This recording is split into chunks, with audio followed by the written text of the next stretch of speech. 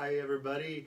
Welcome to tonight's live. I'm very excited to be here again. It's been a very crazy last couple of weeks, but no excuses. So here I am, and tonight's topic is why we do the things we do. And I picked this one because I know that there are more than a few of you who need to hear this one tonight because we had talked about it off and on throughout the past couple of weeks. And so that's what we're going to talk about. Why we do the things we do, or why others do the things that they do, which gives us a real insight on how we act, why we act the way we do, and insight on how or why they act the way they do. It also gives us an extra tool to change what we do, or to change what they do, or to better understand. When I coach people, when I do my coaching, this is one of the first things that we'll work through. We'll talk about why we do the things we do, and we'll work through this to sort of better understand. And my Tony friends who are watching, this is old hat for you. You've heard this all before, so maybe you need a reminder. Maybe you want to add something. Be sure to comment, share, like, whatever you do. I love all of that stuff. I love seeing you guys pop on. So let's get to it. This is the 6 human needs. Every human needs all 6 of these things. We all have them. We all need them. The only difference is from person to person, the placement, the priority, and our belief system. 2 of these needs are going to be priority for us, and that's going to be our real drivers, although we do need all 6 of them, and we will find ways to fulfill them. So let's get into them. Need number 1 is the need for certainty. This is your safety blanket, your comfort zone. This is where you go, where you know how things are. You're in control of the situation. Now, we can meet certainty in a number of different ways, some positive and some negative. So there are some negative ways to meet certainty. If we are feeling too uncertain, having too much variety, there's a stress that starts to happen if we're not completely ready for that. And to combat that, we go to certainty. And so for many people, it's eating, smoking, drinking, even anger. We all know people who can go instantly angry at the drop of a hat for supposedly no reason at all. And that's because anger is their certain spot. That's their comfort zone. That's where they have control. So that's where they will get certainty. Need number 2 is then variety or uncertainty. It's surprise. Now, we say we like surprises, but we don't like surprises. We only like surprises that we want. Surprises that we don't want, we call them problems, and we deal with them another way. But if we have too much certainty going on, we tend to get bored. And so we will, if good things are happening, some people will intentionally screw that all up just because they need some variety. They need uncertainty. They need to fulfill that need. And so that's uncertainty or variety. Need number 3 is our need for significance. This is our need to feel special, our need to feel important or needed. We all need that, and we show it in different ways. For some people, it's buying the new sports car or shopping at Louis Vuitton. For some people, it's saying, I don't need the fancy sports car, I don't need the fancy clothes, I don't need all of that significance. That's their version of getting significance by stating that they don't need the significance. That's how they fulfill that need. Anti-significance is really significance. I always laughed when I taught music appreciation, and we had music that is anti-music music. And so you're still creating music. It's like art to rebel against art. It didn't make a lot of sense, but that's a need that needs to be fulfilled. Some people, for significance, they will become doctors and save lives. Some people will become serial killers. It's another way to gain significance. Now, here's the trick to this.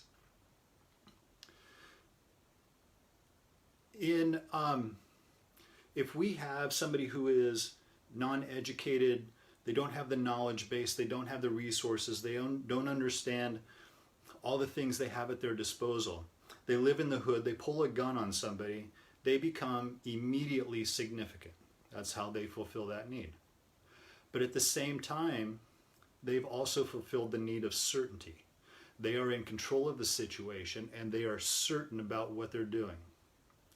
But they've also fulfilled the need for variety, because once the gun comes out, they don't know what's going to happen. It could be anything. So variety is one of those things. I'll talk about that in a second. But what they've done is they've fulfilled 3 needs. And anytime you fulfill 3 needs with an action, it becomes a habit or an addiction. An addiction is really just a habit, a really bad habit. And so we fulfill 3 needs, we become an addiction. That's why violence has been around forever. That's why violence is always going to be around, because that act is an act of addiction. It's a habit. The next need is the need for connection or a need for love. Now you'll notice that these first 4 needs have a yin and a yang, certainty to uncertainty. We have significance and connection. Significance is more about self. Connection and love is more about others.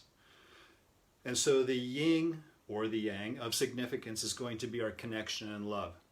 The most popular way for people to have connection is to have a big problem. And the bigger they can make the problem and the more they talk about the problem, the more connection they get. And they say, well, you don't understand the way I feel. And maybe people don't understand the way that you feel.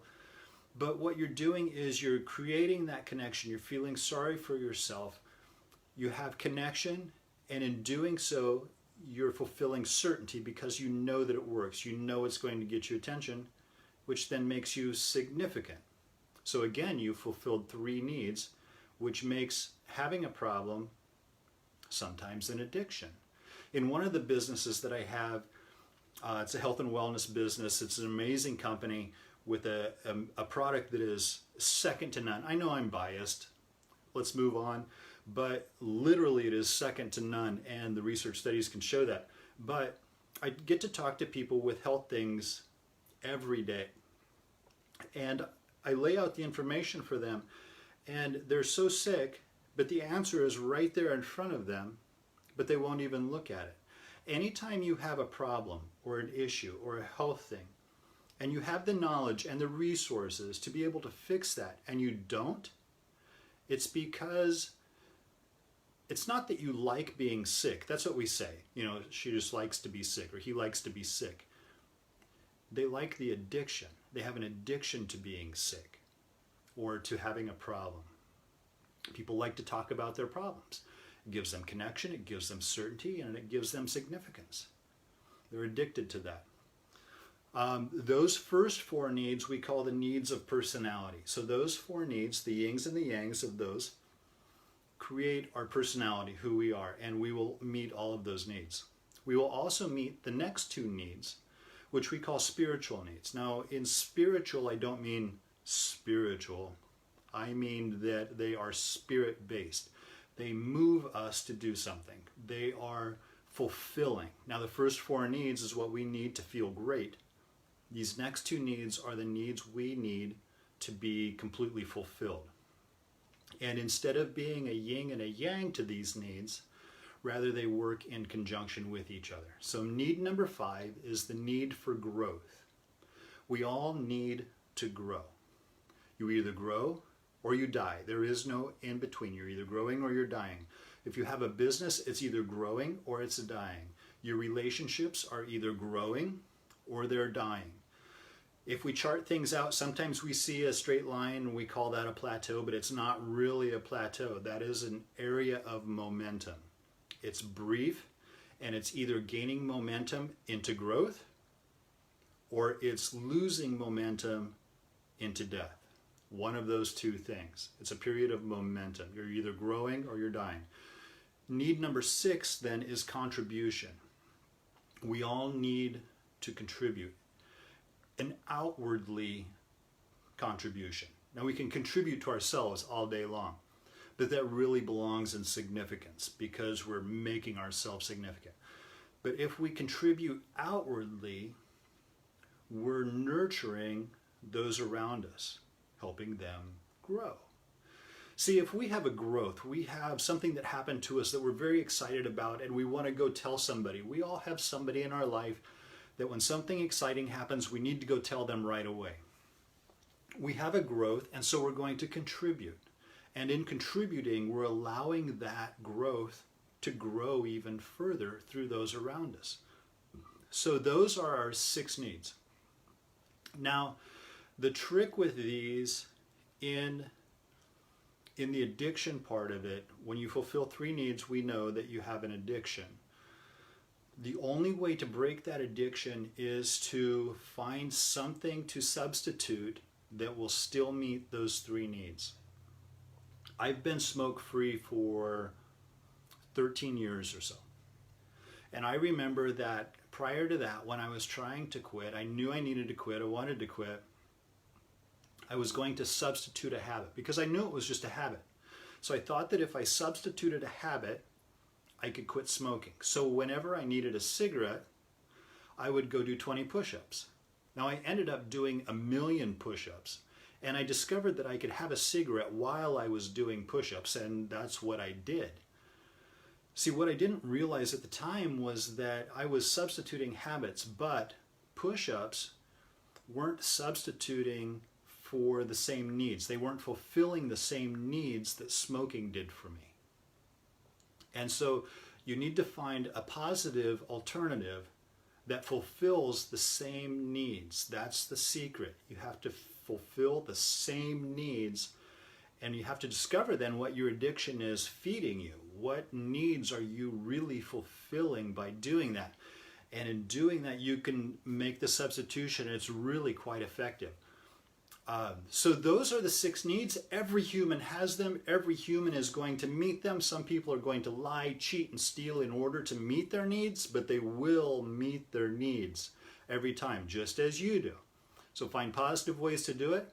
That's all I've got for you tonight. So you guys have a fantastic rest of your week. Have a great weekend. And I will see you next time. Thanks. Bye-bye.